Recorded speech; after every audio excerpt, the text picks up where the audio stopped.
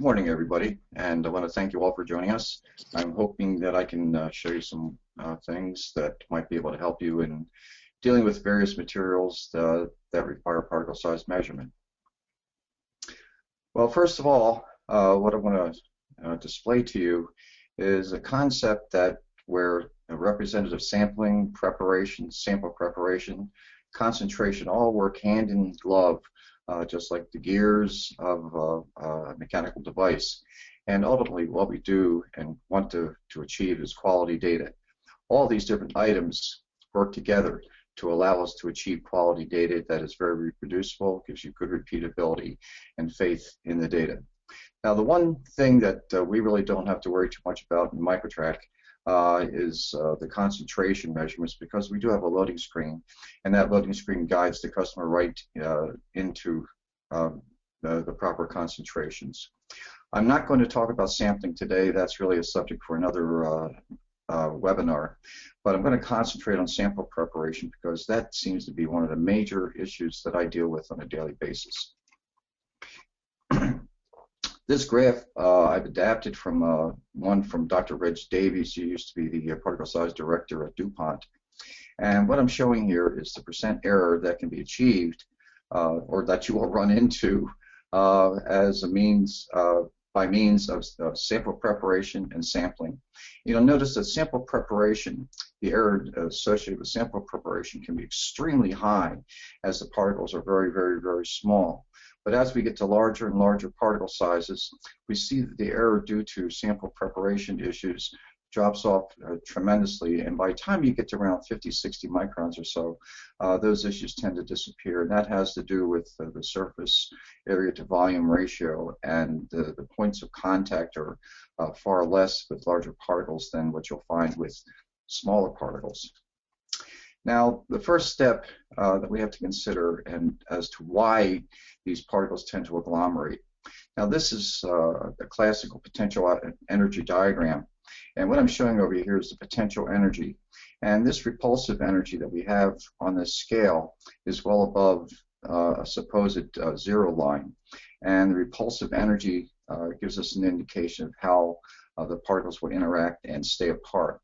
On the other hand, below this line, we have attractive energy, and typically this is either due to charge phenomena or most likely due to van der Waals forces.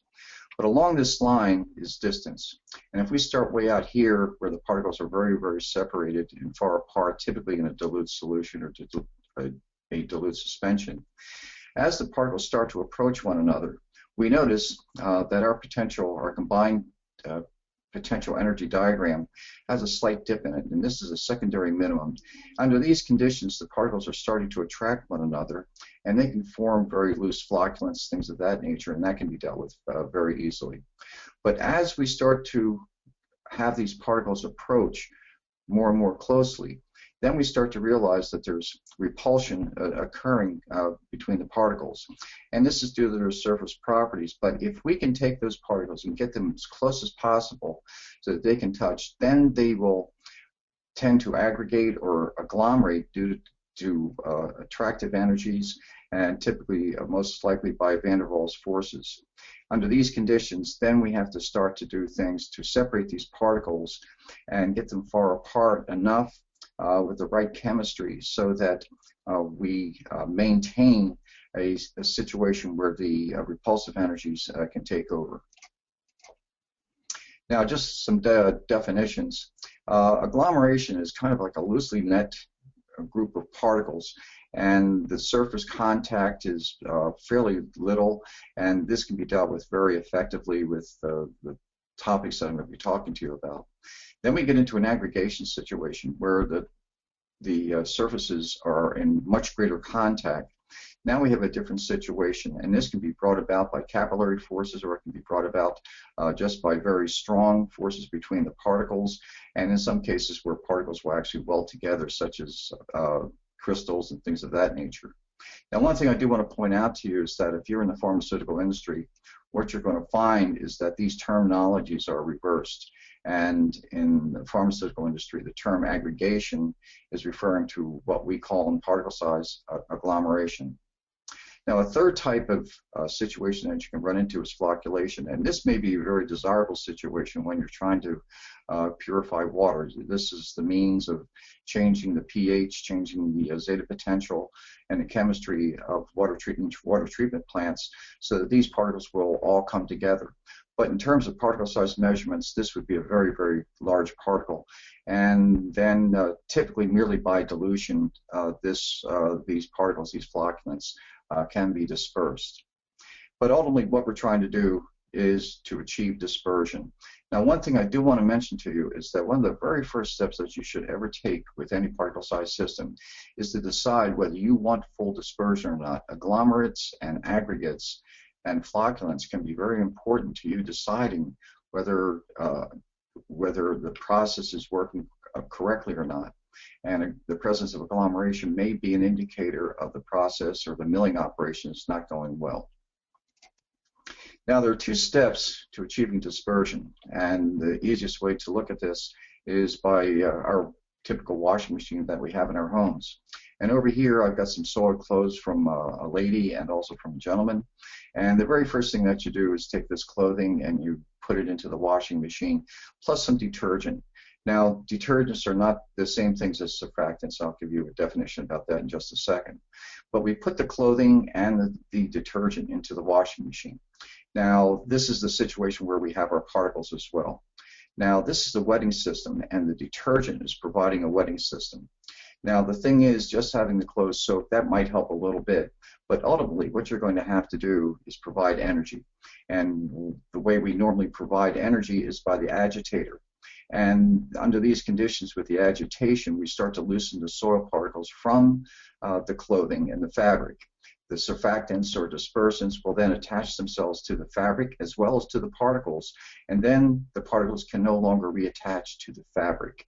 And then during the rinsing cycle, all that stuff goes away and we wind up with clean clothes.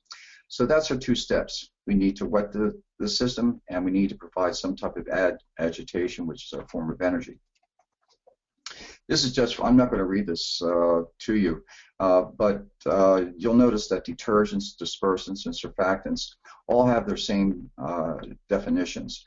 And dispersants are typically used with colloidal systems, typically oxides, things of that nature. Surfactants are molecules that are typically of an organic nature. They can be charged or non-charged, but I just wanted to give you an idea. If you revisit this talk, you'll be able to read those definitions.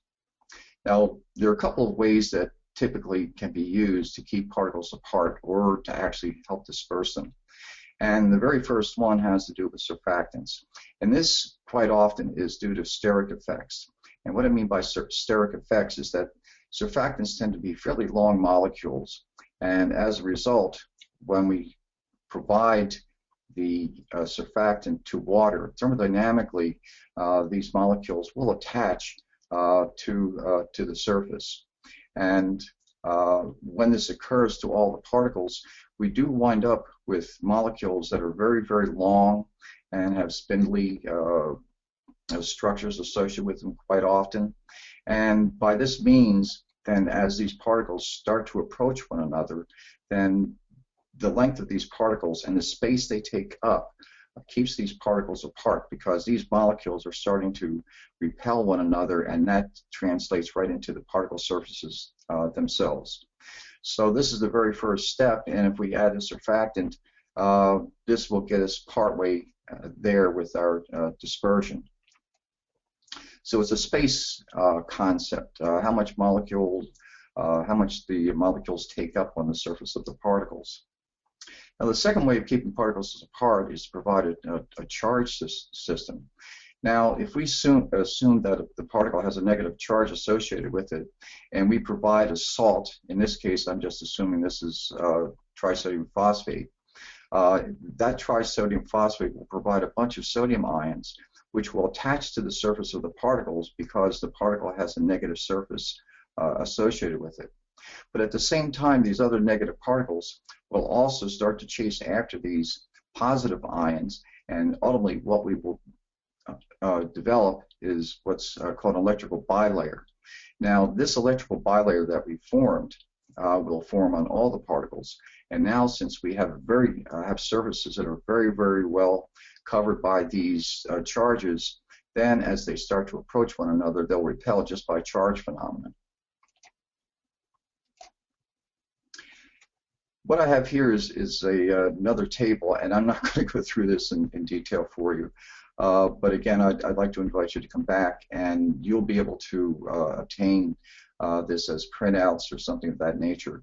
But what I want to do is just give you an idea that there are different situations that you can face. One of them, in terms of surfactants, there are a number of different surfactants that can be used. Triton X100, Darvan, Tweens. You can actually use something like Dawn dish detergent as a surfactant. And there are a number of comments associated with this. Now, some of these surfactants can be very high foaming. So I would invite you to go to our website and copy or download an application, SLAN21, on the use of Triton X100 surfactant in instruments. And this has a lot of hints in it and directions so that you can avoid foaming issues that can be developed with surfactants. Now, dispersants are typically salts, and there are a few that can be used, but typically what we use in our lab is sodium hexametaphosphate. This has a pH of around 6 to 8, which is within the neutral range of pH and can be very useful, particularly if you're using something like hard water. TSPP, tetrasodium pyrophosphate, used to be part of some of the cleaners, but it still is used as a very fine dispersant. It operates at a higher pH, and it's very effective with various oxides. Down here, I have a number of surfactants that can be used in solvents.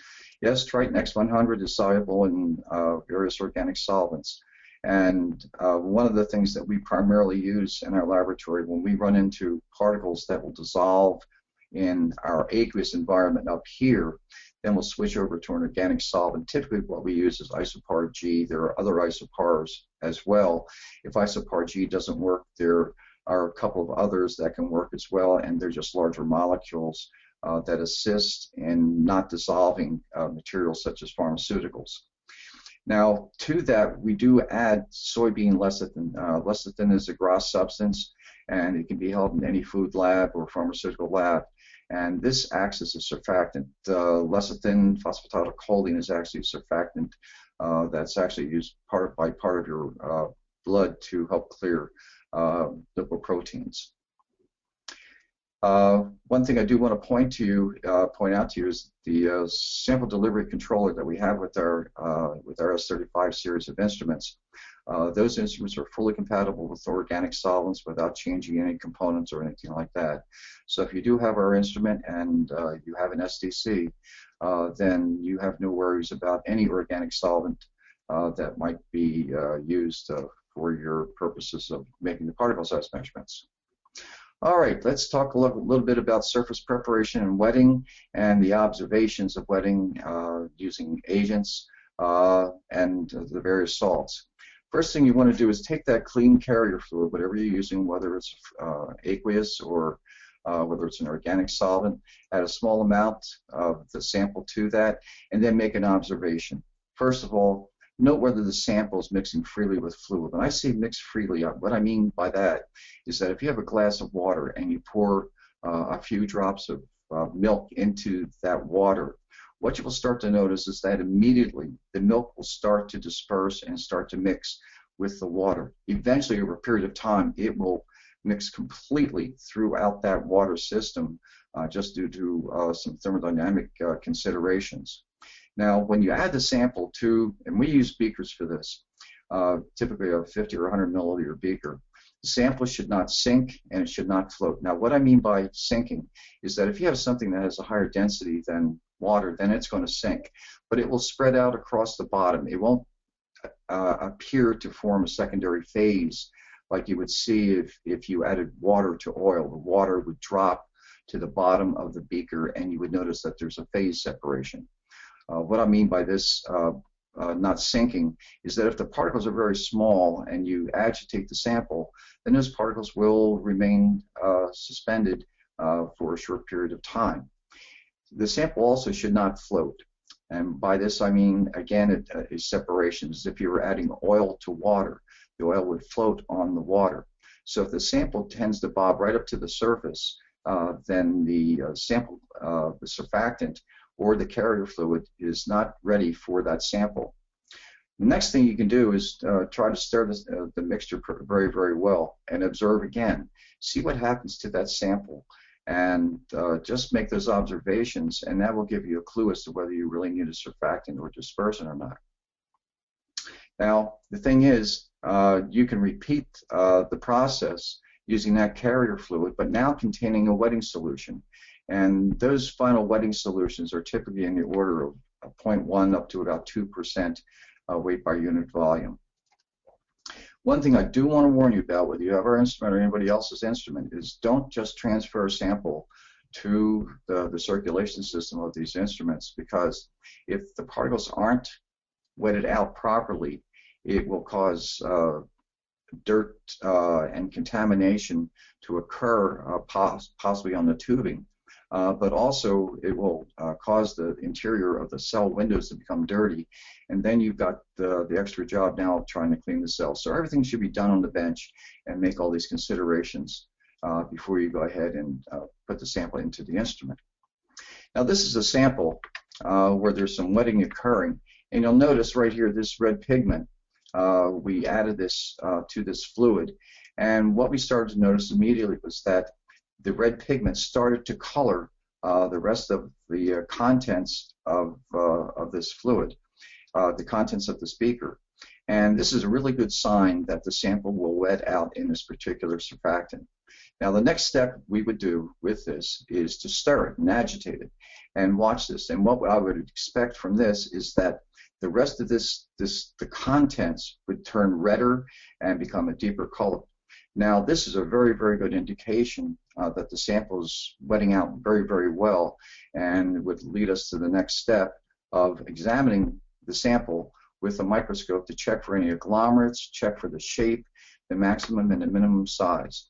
One of the things you want to note is the shape of the particles. If the particles are highly acicular and have lots of edges on them, that's going to become very important as we go through the next step of adding energy, typically by ultrasonic probe devices. And if we start to see that as we treat this sample with ultrasonic energy, as we go through that process of developing that part of the procedure, then what we'll see is small bits and pieces start to break off from those particles. And if the particles are starting to show that they're becoming more round, and those prominent edges are starting to be eroded, then that would be an indication that the ultrasonic energy is actually damaging the particles. Now, one of the things I do want to, to be honest with you, this is probably one of the most important slides I've got for you. And this has to do with the use of various dispersing materials.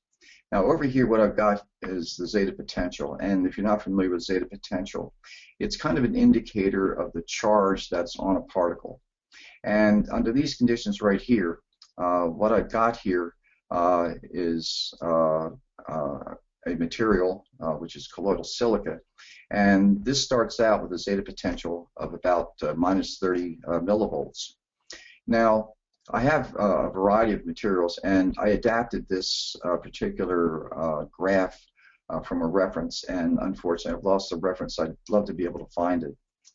But starting over here with this colloidal silica, if we use aluminum chloride, now aluminum has a +3 charge on it, and it's carried also with 3 chloride ions.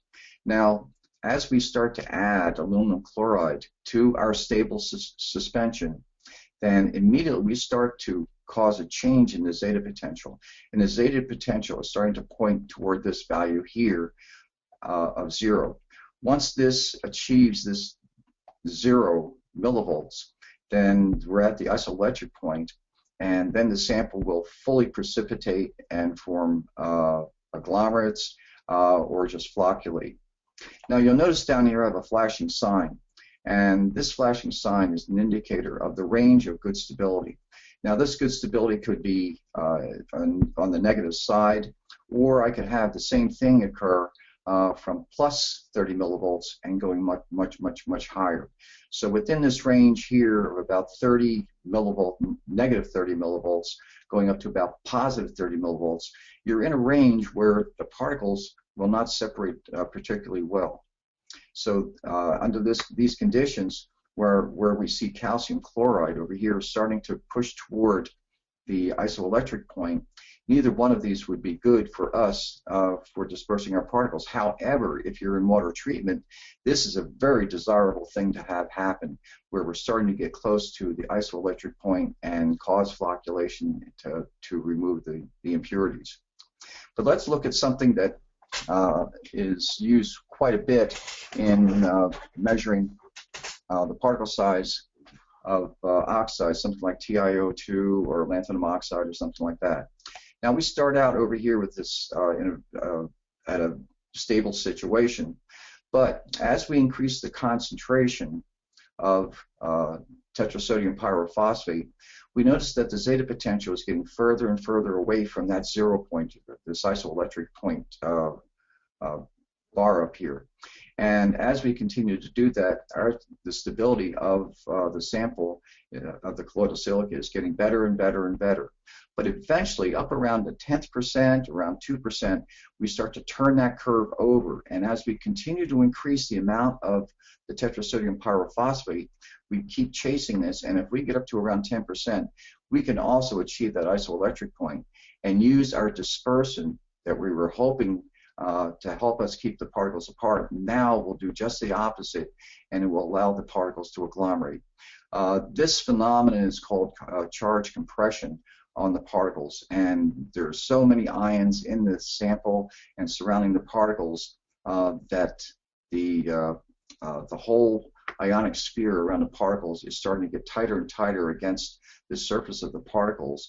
It gets so tight that the surfaces can then actually touch, and van der Waals forces will take over and cause a reagglomeration.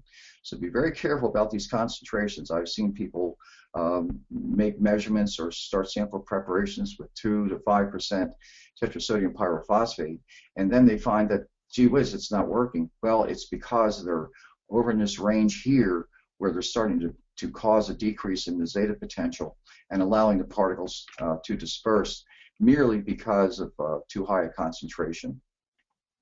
So the concentration of dispersing chemicals does affect the dispersion. It can be a good effect depending on what you're trying to do.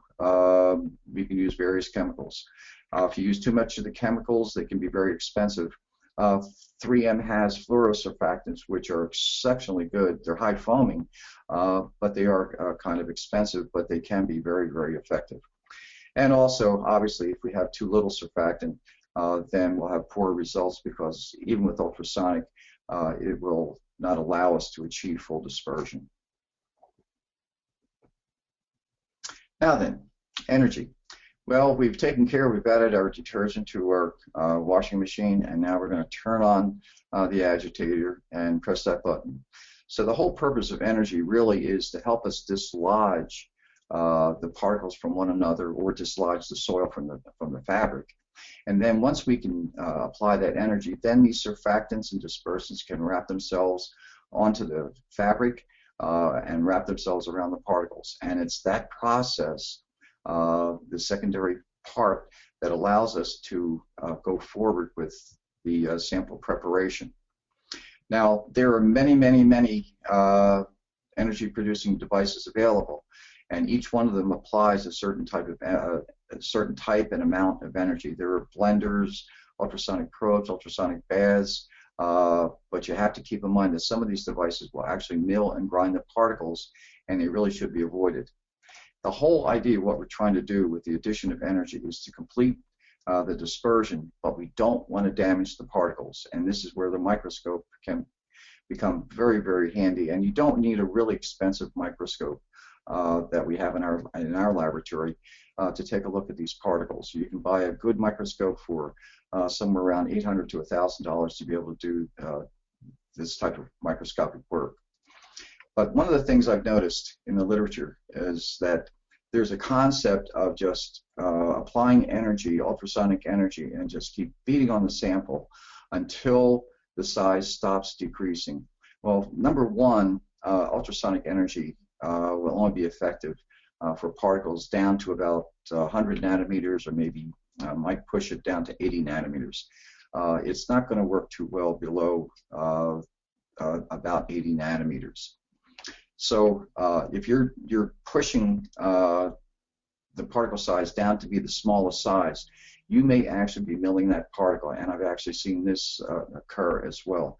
So in our laboratory, everything is done very, very carefully, step by step, to investigate these effects of applying energy. Typically, what we use in our laboratory is an ultrasonic probe. An ultrasonic probe allows for controllable shear. There's a lot of energy in an ultrasonic probe. And the energy is produced by cavitation. I have an explanation as to what cavitation is, but time really kind of prevents me from going through that. Those of you that attend our Microtrac courses, I'll be able to explain that to you. Most often, it's used unless fragile particles are being treated. If you've got fragile particles, the SDC will allow you to drop the flow rate so that you don't propel the particles with as much force, and the particle will be not affected by the flow system. Probes can have very high heat reduction. Now keep in mind the basic nomenclature for ultrasound is cold boiling, which means the cavitation occurs best at cool temperatures. And heat, as the sample gets warmer and warmer, as due to the treatment of the ultrasonic probe, the heat will actually start to decrease the sonic cavitation, and the efficiency of the ultrasonic energy is decreasing along with that. You can get particle damage if you apply the particles, if you apply it to particles for long periods of time. Remember, the microscope is our friend, and the very first thing, we'll talk about some steps in just a second, dealing with checking particle shapes and things of that nature. Don't use plastic beakers because plastic absorbs ultrasonic energy very effectively. Ultrasound is used as a means of sealing plastic bags and other containers. You don't have to stir it. It's nice because the agitation occurring because of the application of the ultrasonic energy takes care of that for you. It's very controllable. Typically in our laboratory, we don't go any further than 2 or 3 minutes maximum because we know from a lot of experience that going beyond that is not going to help solve the problems and probably going to cause some milling. Now, one of the things I want to mention to you, if you have an ultrasonic probe, check that tip because this tip should be very, very smooth. And over a period of time, because of the use of the instrument, there's a lot of vibration that occurs on this tip, and you actually get pitting of the tip. When that occurs, then you would have to replace the probe tip. There are ways, if you have a couple of different probes, I would recommend that you calibrate them against one another. There's a way of doing that, and if you email me or maybe perhaps through Jason, I can provide you with a procedure for checking different ultrasonic probes to make sure you're applying the same energy to the particle size system.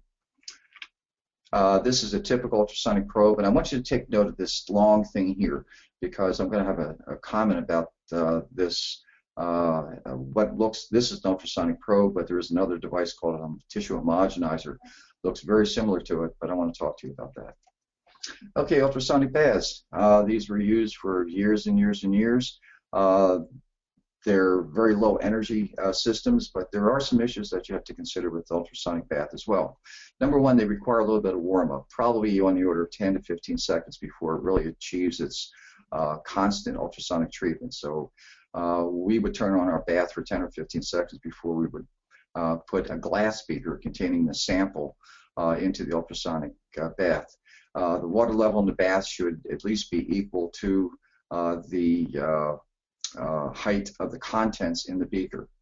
Keep in mind there's going to be particles resting on the bottom. This is not auto stirring, and they can grind against each other as the ultrasonic energy is applied, and it's a good idea to agitate the sample while it's in the ultrasonic bath. You could do this with an ultrasonic with an overhead stirrer, or you can actually do it with a spatula. Okay, and particle damage will occur under those conditions. Material like manganese dioxide that will just sit at the bottom of the beaker, and it will just rub and cause attrition between the particles, and will shift the particle size down quite a bit.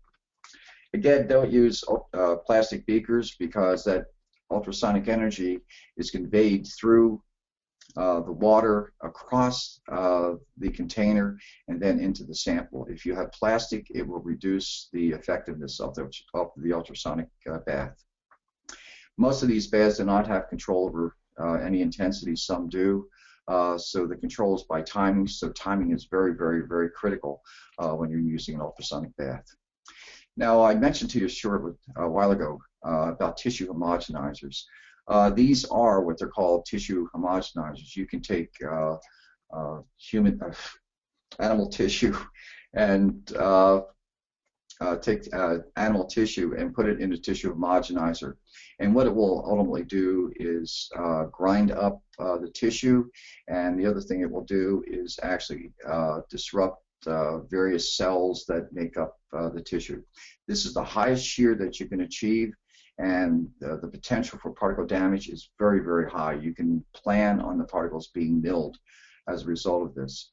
And the other thing is, you can only use low foaming surfactants. You could never use something like Tritenex 100 as a surfactant in this, because the foaming would be phenomenally high. Now, at first glance, when you look at this, it looks like an ultrasonic probe.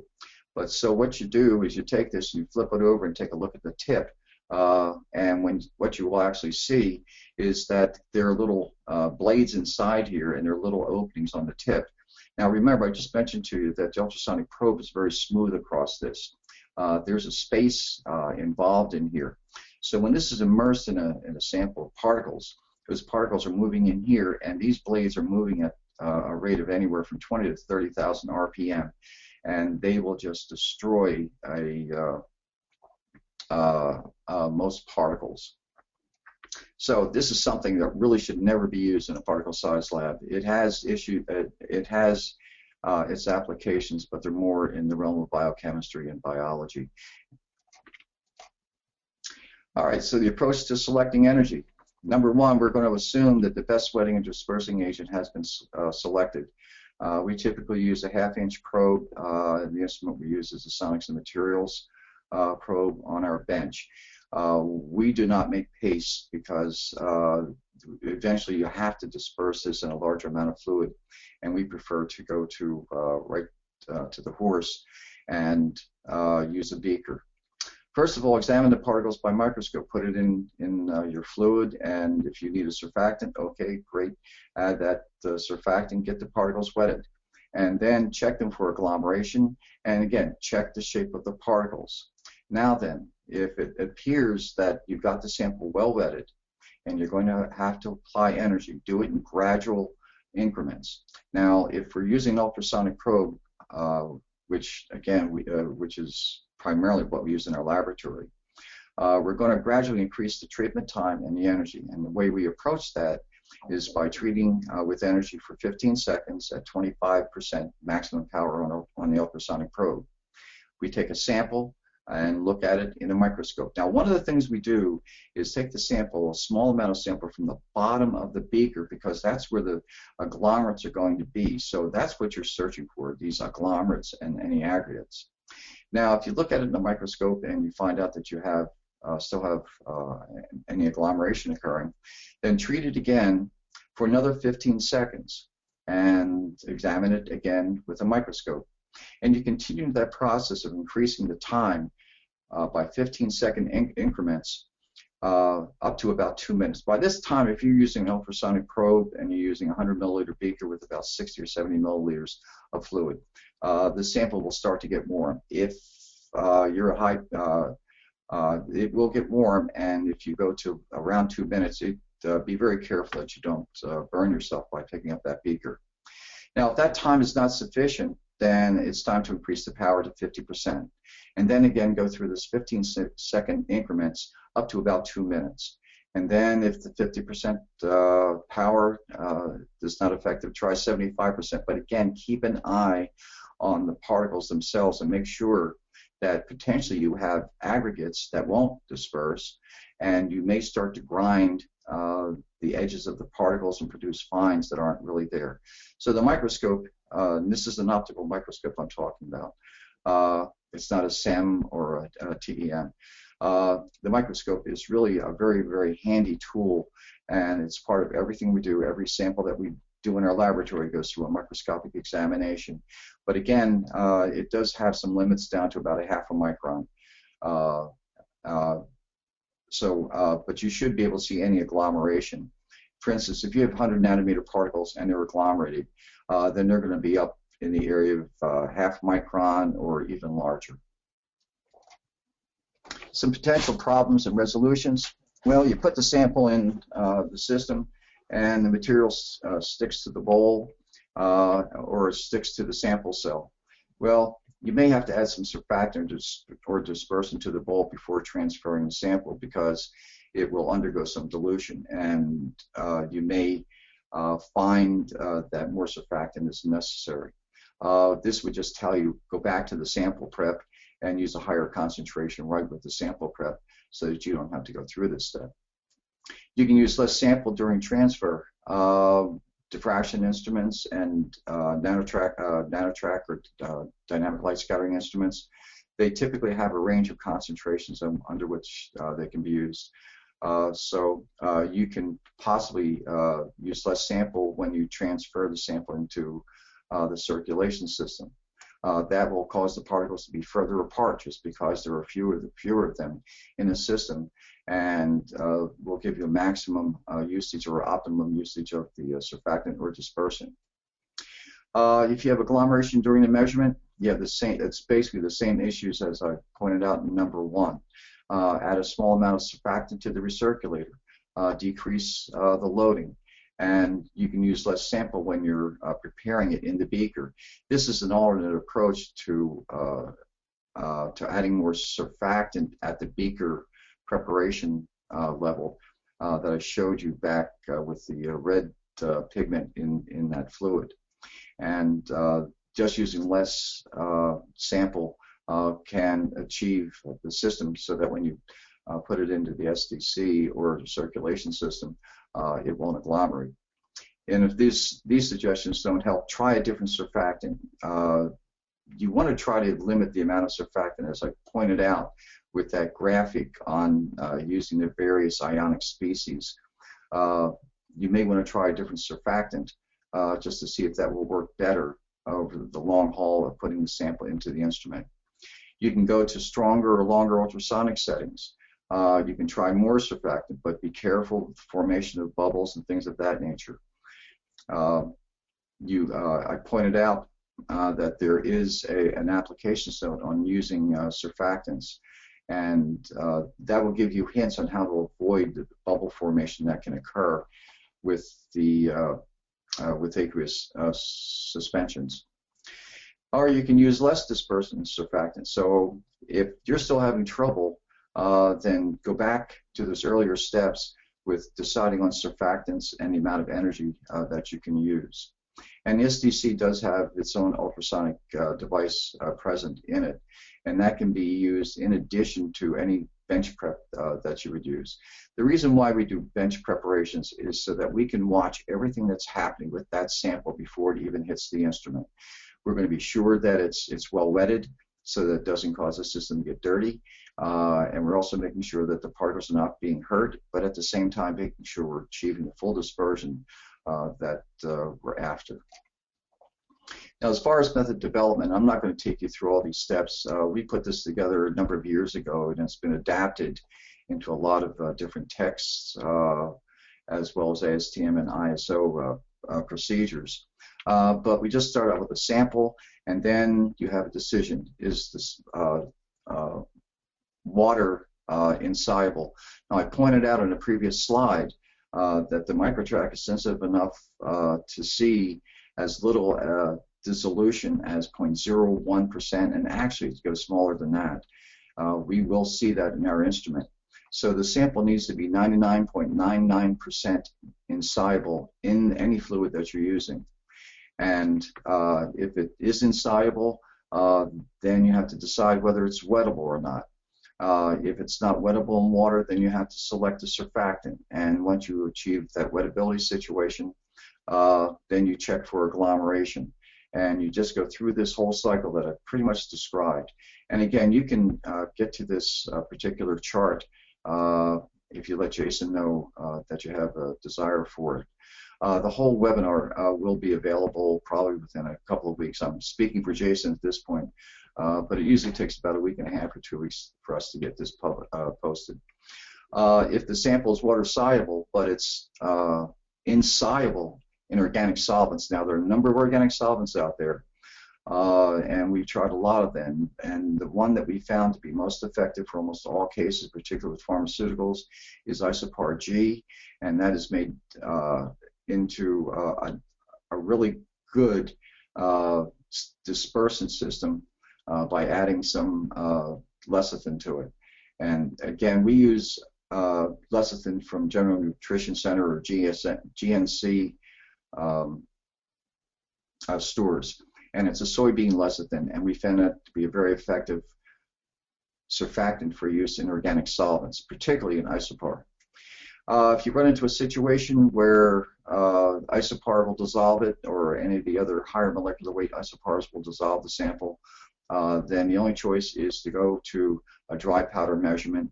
And I'm not going to be going through that because I'm really focused today just on fluid measurements. But the TurboTrack